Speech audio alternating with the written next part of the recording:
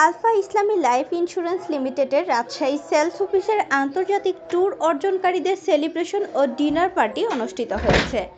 আজ 14 সেপ্টেম্বর রাতে রাজশাহী নগরীর একটি অভিজাত রেস্টুরেন্টে এই পার্টির আয়োজন করা হয়।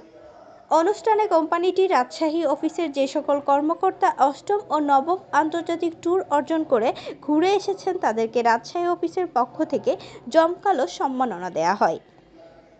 আলফা ইসলামী লাইফ ইন্স্যুরেন্সের রাজশাহী সেলস অফিসের in charge sales manager Abdullah Al Mahmud সুলতানের সভাপতিত্বে অনুষ্ঠানে সম্মানিত অতিথি হিসেবে উপস্থিত ছিলেন বাংলাদেশ ব্যাংকের ভিজিএম আবুল কাশেম, রাজশাহী বিশ্ববিদ্যালয়ের ব্যাংকিং অ্যান্ড ইন্স্যুরেন্স ডিপার্টমেন্টের অধ্যাপক আব্দুল কুদ্দুস, রাজশাহী মেডিকেল কলেজের অর্থোপেডিক সার্জন ডাক্তার বি.কে. দাম, প্রাথমিক শিক্ষা মন্ত্রণালয়ের ডিডি আব্দুস সালাম।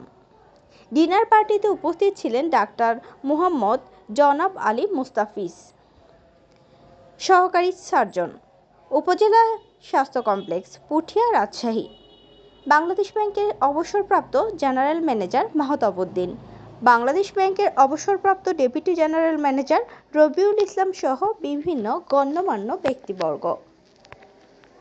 হাবিবা সুলতানা শান্ত, স্বদেশ বাণী, রাজশাহী।